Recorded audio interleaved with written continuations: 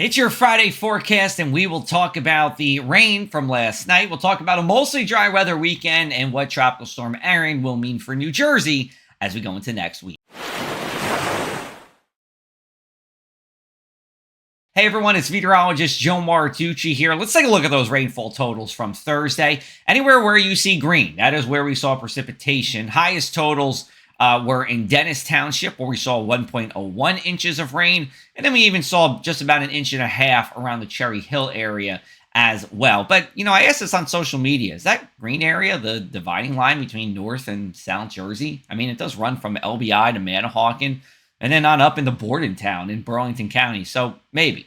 Now, we take a look at Cape May County. We've got to zoom in a little bit more because the Cape May bubble, what a performance for the bubble. I mean, Lower Cape barely saw any rain. Actually, once you got south of the canal, it was completely dry. But Northern Cape, well, that's where we saw that rain. And traditionally, the Cape May bubble is the lower part of Cape May County. So it definitely did its job there. All right, let's take a look at our weekend setup. High pressures based in Nova Scotia. We should be dry for the weekend. There is a weak thunderstorm chance Saturday evening or in Saturday afternoon as well. But most of the activity should stay to our west. We'll take a look at our futurecast here, and you'll see dry conditions for us as we go into Friday. Rain will pop up along the I-95 corridor from Philadelphia on up to maybe New York City or so. But I do believe for the coastal counties, we will be rain-free. So we take a look at our Friday forecast. These temperatures here, just about average on the lower end of seasonable.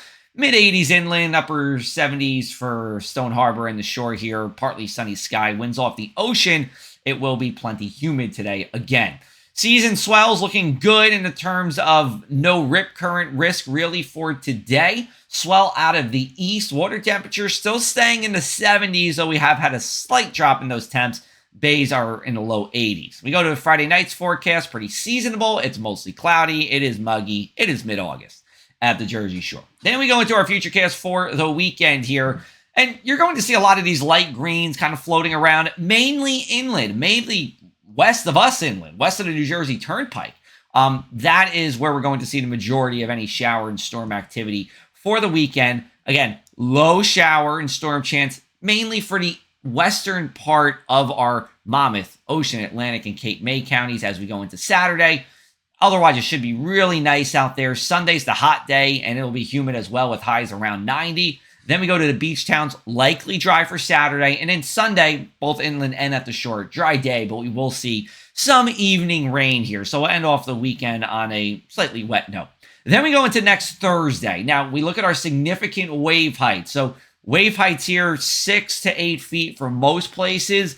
Late next week, expect very rough waters here for both boaters and swimmers alike. And there will be an elevated risk for rip currents from probably Tuesday until next Saturday. Here's a look at our inland 7-day forecast. We peak with that heat on Sunday, high of 90 degrees. Then we're in the 70s Monday, Tuesday, and Wednesday. A few showers and storms Tuesday and Wednesday. I don't see it being a washout. Over at the beach towns, I think you have pretty good beach days here as we go into Saturday and Sunday.